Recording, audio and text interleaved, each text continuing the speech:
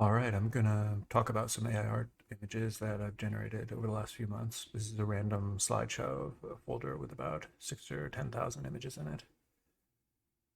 I was thinking just talk about each one. I've got the prompt embedded in the image to make it easier to understand how it transitions. Some of them are from Midjourney 3, others are Midjourney 4, which is quite a bit better. And then the way the prompting works. Some have accurate prompting with complete details, others later on I hide that. Um, the software used for this is a thing I wrote that downloads all the images and annotates them with the prompt just to enable this type of saving of images. All right, so this was a church worshiping letters, God, Harlem Globetrotter, Christmas tree with basketball hoop. That's okay. The hoop is attached a bit weirdly. This is interesting.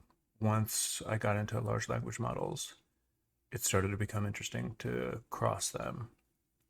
Pre V4, you could just emit a word salad of cool heavy metal terminology and have it create like amazing stuff like that. Here's another one. Just jamming everything. It just looks so cool. Um, Definitely like obviously AR generated and old. This was a time when people would exclude Midjourney from the prompting. One thing about Midjourney is it doesn't do multiple characters at the same time. Like if you say bald, everyone will be bald. It doesn't really have the concept of like people having different things. This I think was a test by a friend to see if it spoke other languages. Oh yeah, for a while we made crayons with various things like military crayons. This is part of a challenge to get a picture of a frog on top of a bird. It's very easy to get a picture of a bird on top of a frog, but vice versa is extremely hard. The way it incorporates animals into buildings is pretty awesome. Here's another one. So a frog, you try saddling to think of it as a horse. It's great. Like these birds on frogs are awesome, but having it be flipped, it's just not possible. This was an output of GPT-3 Bible verses and then converting that to prompts and having those be drawn. I still want to play around with that more. That last one was the same thing. Yeah, the first prompt that I did a few hundred versions of in different styles was Spaceship on the Surface of Jupiter. Sometimes I would do Cat Spaceship, that's V3. This was testing the same prompt with a bunch of different artists and countries to see what stereotypes it has. Knowing layout is a really cool term to force it to lay out objects visibly, specifically so that they're easy to photograph. This was forcing GPT-3 to generate stories of first contact between newly evolved species and then describe them and then draw them in Midjourney. It's always funny to cross sociological aspects with things like that.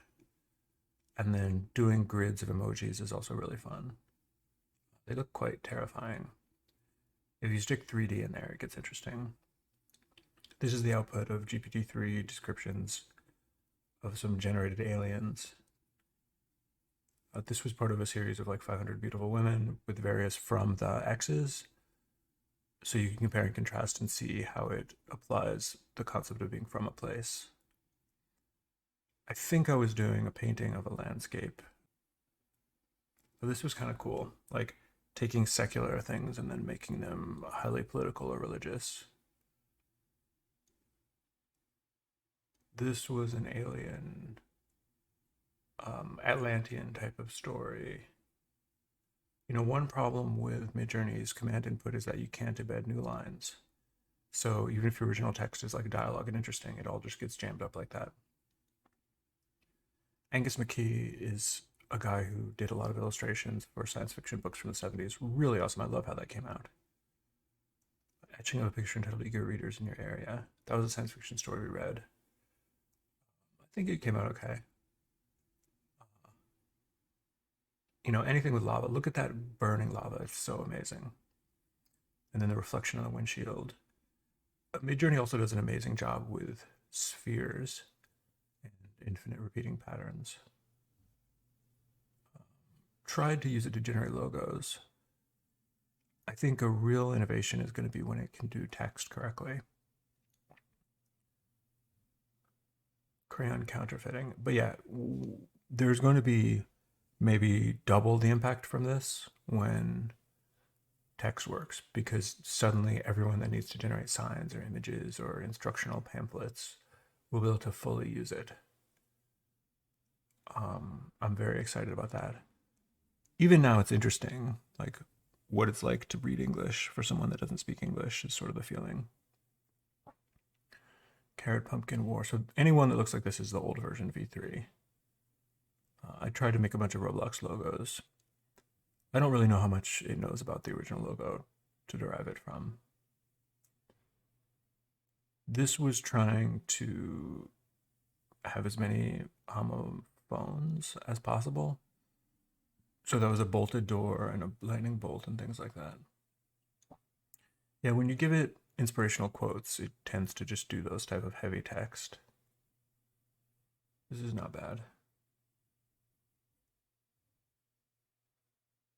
Yeah, Bomb Cyclone. I didn't put in Christmas, although it seems that that's included in the prompt. I just love how that tree overlaps the building. This was a friend of mine trying to make a book, to make a series of images to illustrate a book. This is, we asked GPT-3 to come up with inventions that might come out in the 2040s and then describe each one.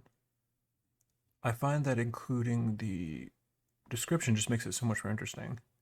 Like, the description is basically the punchline to a comic. Sure, with a lot of mental effort, you can make sense of the comic or the visual, but having an explanation really makes it better. All right, for using energy, Charles Biederman. Kind of a cool neon effect there on the tree trunks. I think for most of these, I've set the chaos level very high. I think for a long time I was like chaos 50, and now I'm just chaos 100 all the time. Even though, I mean, I've tried to test the chaos effect in midjourney, it's really not that clear it has any effect. I still don't really know. But as you can see from those DNA double helixes, there really was a lot of variation in the output there, which is nice. I think if you tried long enough, you'd actually get it. Oh, this is a cool type of photography, long exposure with lights. This is basically what it looks like in real life. Like, this is nearly perfect.